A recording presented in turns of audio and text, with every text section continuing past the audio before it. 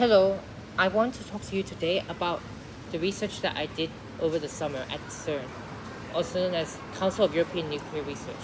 They operate the world's largest particle accelerator, the LHC, also known as Large Hadron Collider, and I was working with the ATLAS group to try and determine the strength of the interaction between the charm quark and the Higgs boson.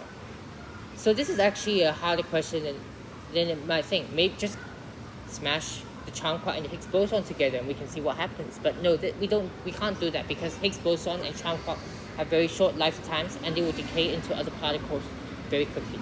Therefore, in the Large Hadron Collider, we will collide protons and protons. These are very stable particles and they are very easy to accelerate to high energies because they don't lose energy by radiating off energies. Radiating off light. So what we want to do is when we collide the proton and the proton, we're not actually just colliding two protons. Proton is made of multiple particles. Usually we just talk about up quark, down quark, and up quark. But at higher energies, because of Einstein's famous E equals mc squared equation, there's extra mass. Therefore, more particles will appear inside the proton, so especially the gluon. Gluon is a particle that becomes the most largest component of the proton at very high energies. And when two gluons collide, they can make Higgs boson, but they can also make charm quark. So it actually affects. So in this way, we model it by when two gluons collide, they will produce a pair of charm quark and anti-charm quark each. So there are two charm quarks, two anti-charm quarks. One pair has less energy than the other because it's called virtual particle and it's not a real particle. So these two particles immediately disappear and give their energy to the other charm quarks. This charm quark will then the other charm quark and the charm quark pair, and this will go and make these two charm and anti-charm collide, and then this interaction is what produces Higgs boson.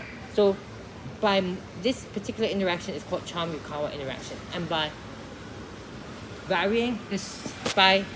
using our current theory called the standard model, we can vary the parameter strength of this interaction inside the standard model and try and fit it to the data. And the data we use is the Higgs boson production data, because Higgs boson can be produced by two gluons, but the two gluons interact with each other using charm quark. Therefore, by doing this and by varying the strength of charm quark and Higgs boson interaction in our standard model, we can try and fit the model to the data to determine the true value of the parameter and if it agrees with the theoretically predicted values, which allows us to increase the predictive power of the standard model and potentially find new theories.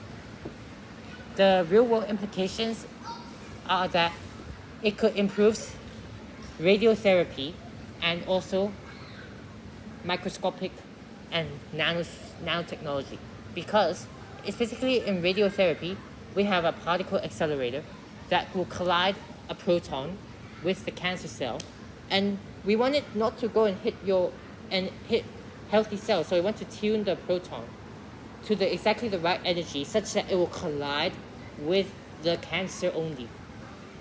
And essentially, it doesn't penetrate so deep unless it's at the right energy. So, using our theory, we can actually calculate the exact energy and how deep it goes.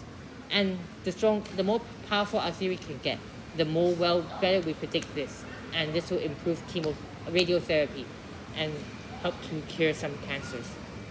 Thank you for listening to my talk.